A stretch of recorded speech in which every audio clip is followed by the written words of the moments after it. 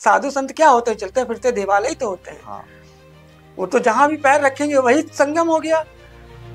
जननी जन्मभूमि स्वर्गादपि गरीयसी।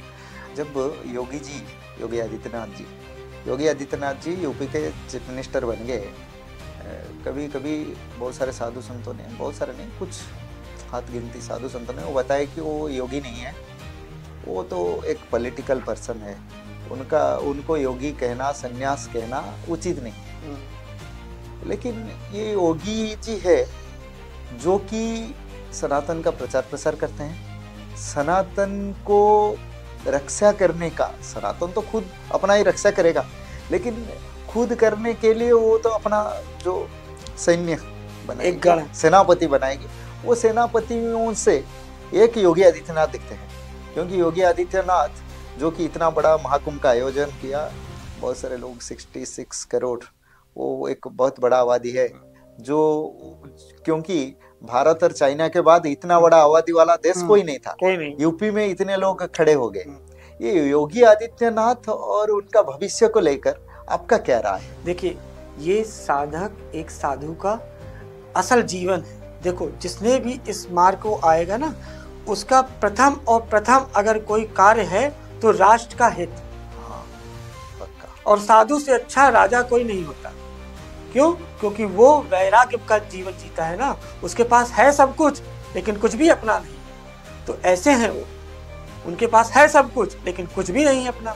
जब वो पद से हट जाएंगे तो फिर साधु हो जाएंगे। वो तो खुद ही बोले। अब जो बोल रहे हैं वो खुद ऐसे ढपोर संख है कि खुद को तो चाहिए बड़ी बड़े चांदी के मठ, चांदी के सिंहासन, 2 आदमी इधर डंड लिए खड़े, 2 आदमी इधर, 2 आदमी पंखा डुला रहे हैं। हाँ? और दूसरा अगर कोई ऐसा जो राष्ट्र में धर्म का कार्य कर रहा, तुम्हें वो पाखंडी लग रहा, तुमसे उनसे बड़े तो पाखंडी तुम हो, फिर तो तुम्हें इसका त्याग करना चाहिए। तुम भी जमीन में बैठो, जैसे बाकी के साधु संत जो हिमालय से चलकर आए हैं पैदल, कहां से चलकर आए हैं कुंभ में, एक टेंट लगा लिया, धूना जला लिया, कर रहे हैं साधन, तो तुम भी वैसे ही करो। फिर तुम क्यों ये राज ऐश्वर्य भोग रहे हो? हाँ, अब अगर उसके अंदर योग्यता है तो योग्यता से उसने उस पद की प्राप्ति की है। उसकी योग्यता भी इतनी आसानी से नहीं मिला है ना उसे, उसने भी अपने जीवन को त्यागा है, अपने जीवन को, अपना परिवार त्याग कराया है, तब जाकर ऐसा योगी, तभी तो उसके अंदर योगी का नाम आया है ना। इतनी आसानी से तो उसे भी नहीं मिला ना, फिर उसने अपने जीवन में इतना त्याग किया है, तब उसे उसे ऐसा पद मिला। तो उस पद में आकर अगर वो राष्ट्र के हित का और धर्म के हित का कार्य कर रहा, तो उसमें कहाँ से ढोंग हुआ? ये तो जो बोल रहे हैं वही ढोंगी। योगी जी तो कभी कभी लगते हैं, हाँ, महादेव जैसा आचरण, बिल्कुल होता है, बिल्कुल कभी कभी साम्य रूप, हाँ, कभी कभी काल भैरव योगी है ना। हाँ, योगी है। वो भी एक बार बोले थे, इसीलिए साधु का जीवन ही यही है कि राष्ट्र का हित करना। जो उस देवता की उपासना करेगा उसके पास और कोई तो लक्ष्य होता ही नहीं है। लक्ष्य प्राप्ति के बाद बस हमारे राष्ट्र का उत्थान होना चाहिए। जननी जन्मभूमि स्वर्गादपि गरीयसी। अगर हमने जन्म लिया है जन्मी इस भूमि में, तो इसका ऋण है। सबसे बड़ा ऋण तो हमारी भूमि ही तो माता है। हमें पाल रही, हमें पोस रही, हमारे लिए जल लेकर आती है, यही प्रकृति ही तो है ना।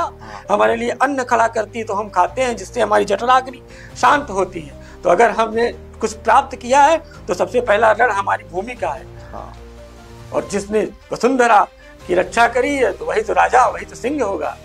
तो वसुंधरा की रक्षा करना सबके हित, सब हर कोई नहीं कर सकता। और जो उस पद को प्राप्त करेगा तो उसका एकमात्र लक्ष्य ही होगा कि इस वसुंधरा को, वीर भोग्या वसुंधरा कहा गया है ना, वीर ही भोग करते हैं वसुंधरा का।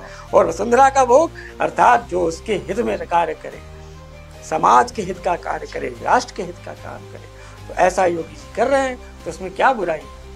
योगी जी का भविष्य आप क्या देखते हैं? योगी जी को आप कैसे देखते हैं? हाँ, तो जैसा जिनका पद है वो अपने कर्मों के अनुसार ही तो आगे प्राप्त करेगा।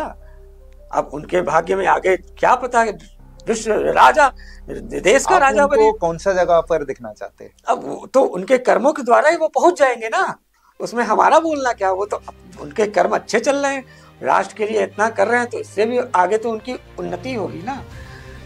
योगी जी के समय जब आएगा, हम हमारा जो खंडित भारत है उनको फिर अखंड भारत में, हाँ बिल्कुल कर सकते हैं। हाँ बिल्कुल हो जाएगा। अभी तक तो यही 3-4 साल ही बचे हैं, इसमें ही सब कुछ दिख जाना है ना क्या होगा।